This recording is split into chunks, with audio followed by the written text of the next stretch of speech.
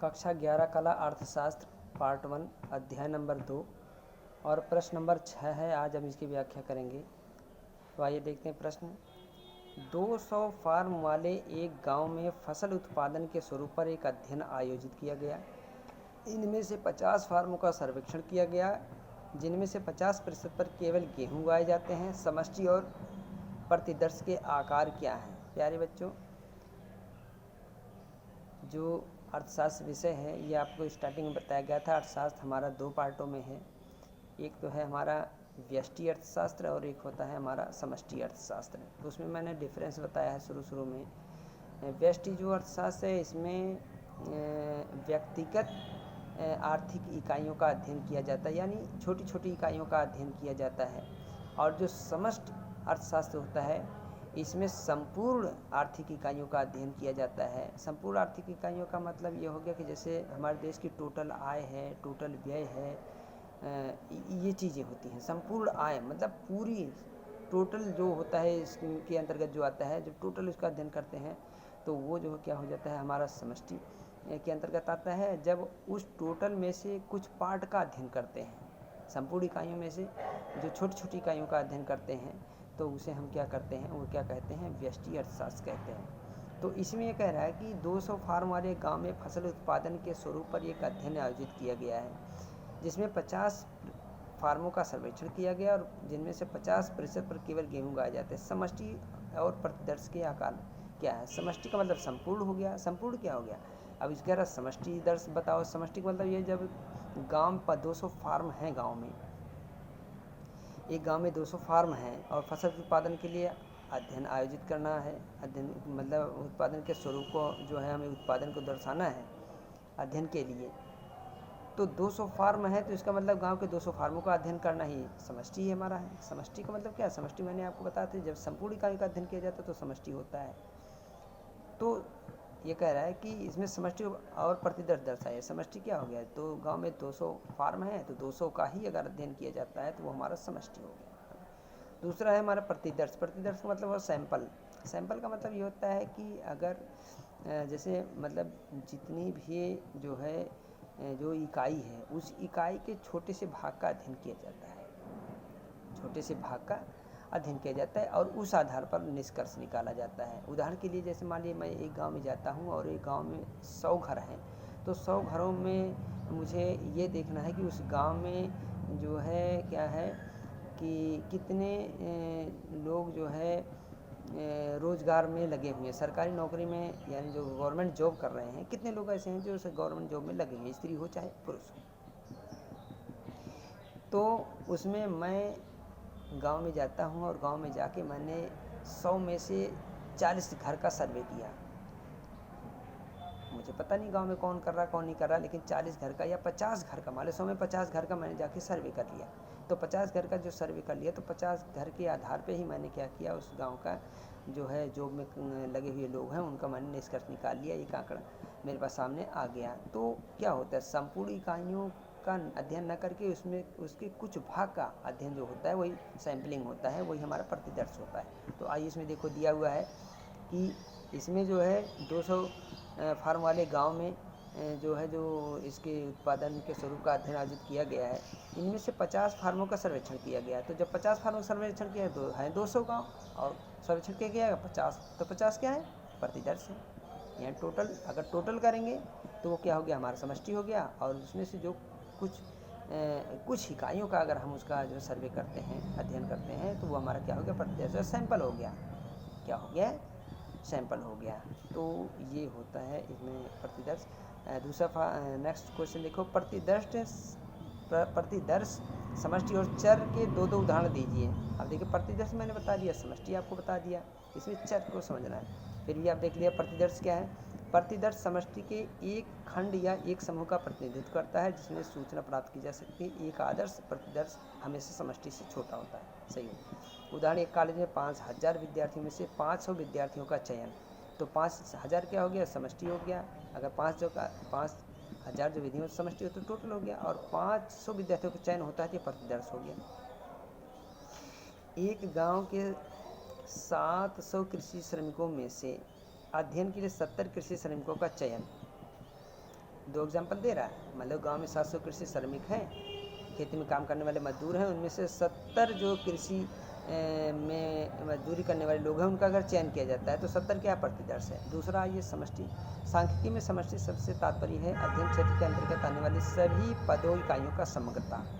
ये कह रहा है कि अध्ययन क्षेत्र के अंतर्गत वाली सभी इकाइयों का अध्ययन होता है। तो जैसे एक जिले के समस्त कृषि श्रमिक, जिले में जितने भी कृषि श्रमिक है सबका समाहित किया जाएगा। एक फैक्ट्री के समस्त में अगर एक फैक्ट्री का अध्ययन किया जाता है तो फैक्ट्री में जितने भी वर्कर हैं सबका अध्ययन किया जाएगा, तो वो हमारा समष्टि है। उसके बाद है चर।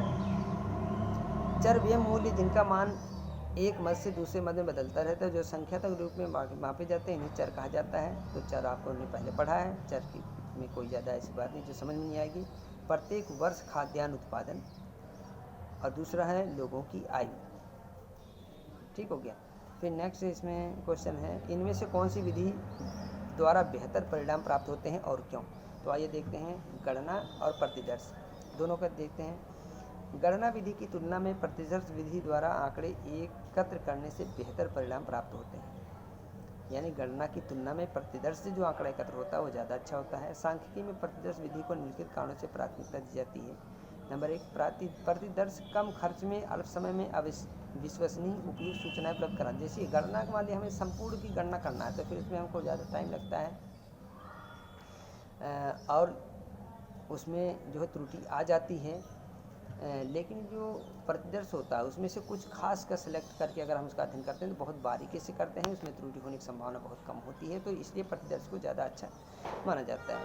प्रतिदर्श में सघन पूछताछ के द्वारा अधिक विस्तृत जानकारी संग्रहित करते हैं। जो प्रतिदर्श होता है क्योंकि 100 में से 25 का अध्ययन करना है, तो 100 में से 25 का अध्ययन करना है, तो इस वजह से उनका क्या होती है, सघन जांच हो जाती है, सघन निरीक्षण होता है, सघन परीक्षण होता है, सघन इन्वेस्टिगेशन हो जाता है, तो उसमें जो क्या होता है निष्कर्ष हमारा सही निकल पाता है। और नेक्स्ट पॉइंट है, प्रतिदर्श के लिए परिगणकों की टोली की आवश्यकता होगी जिसमें सरलता से प्रशिक्षित किया जाता है तथा गणना उनके कार्य की निगरानी भली भांति की जा सकती है। यानी जो प्रतिदर्श होता है, प्रतिदर्श में चूँकि संख्या कम होती है तो उसमें क्या होते हैं, गणना करने के लिए परिगणकों की जो है एक छोटी टोली बनाई जाती है, और उस छोटी टोली का जो होता है कि जांच बहुत भली भांति मतलब अच्छे ढंग से की जा सकती है, तो इसमें त्रुटि होने की संभावना बहुत कम होती है। और लास्ट पॉइंट इसमें है, गणना संबंधी त्रुटियों की संभावना घट जाती है। तो जो हमारा प्रतिदर्श विधि है वो गणना विधि से ज़्यादा बेहतर है, ये चीज़ स्पष्ट हो गई है। अब इसमें एक नेक्स्ट क्वेश्चन एक और है,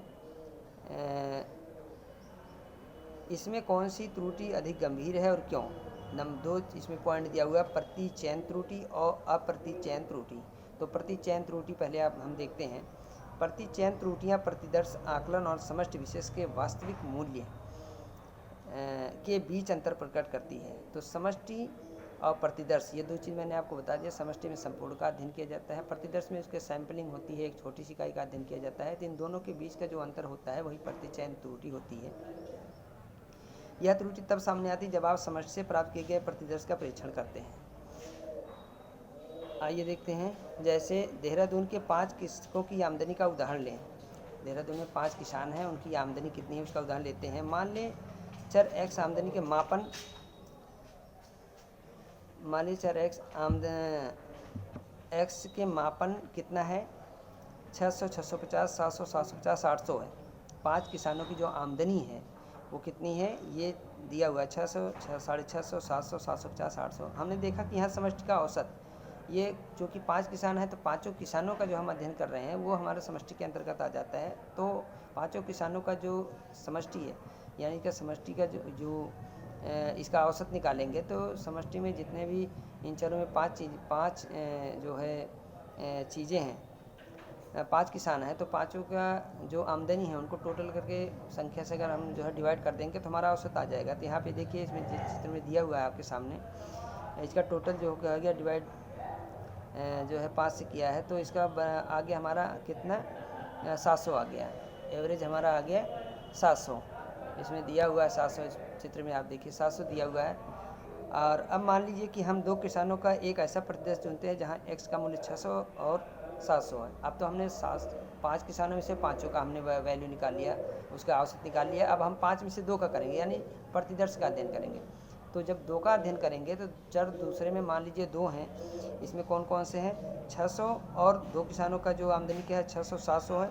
तो प्रतिदर्श का औसत क्या हो गया, 600 प्लस 700 और 1300 इंटू डिवाइड 2 बराबर 650 हो गया। तो पहले का हमारा जो एवरेज आया था वो 700 आया था, दूसरे का 2 का जब हम प्रतिदर्श के हिसाब से औसत निकालते हैं तो हमारा एवरेज आ गया 650 आ गया। यहाँ आकलन की प्रतिचयन त्रुटि देखिए। आकलन की जो त्रुटि चयन है, पहले जो हमने औसत निकाला था समष्टि के आधार पर 700 आया था, और जो आकलन हमने किया यानी 2 का हमने केवल अध्ययन किया प्रतिदर्श के आधार पे, तो हमारा कितना औसत आ गया, 650 आ गया। तो 650 क्या हो गया, 700 माइनस 650 बराबर 50। तो ये हमारा क्या हो गया, प्रतिचयन त्रुटि हो गई। 50 हमारा क्या हो गया, प्रतिचयन त्रुटि हो गई। तो ये हो गया। और इसमें लास्ट में और है अप्रतिचयन त्रुटियाँ, ये भी थोड़ा सा देख लीजिए। सर्वेक्षण क्षेत्र में आंकड़ों के संकलन के समय, जब सर्वेक्षण हम करने जाते हैं, आंकड़ों का जब हम संकलन करते हैं, एकत्र करते हैं, डाटा एकत्रित करते हैं, तो समय, मापन, प्रश्नावली, रिकॉर्डिंग, अंकगणित संबंधित त्रुटि, अगर इसमें किसी भी तरह की फॉल्ट आता है, किसी भी तरह की इसमें अगर जो है फॉल्ट आ जाता है, त्रुटि हो जाती है, तो उसे अप्रतिचयन त्रुटि कहा जाता है। तो ये मैं समझ रहा हूँ इसमें कोई किसी तरह का डिफ़िकल्टी नहीं है। ये अप्रतिचयन त्रुटि में क्या होता है, जो रिकॉर्डिंग है, प्रश्नावली है, समय है, मापन है, संख्या, अंकगणित संबंधी अगर किसी तरह का हमने गलती कर दी है तो वह प्रतिचयन त्रुटि हो गया।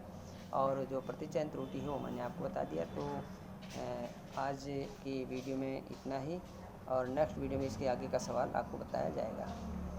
Thank you. अरे भाई।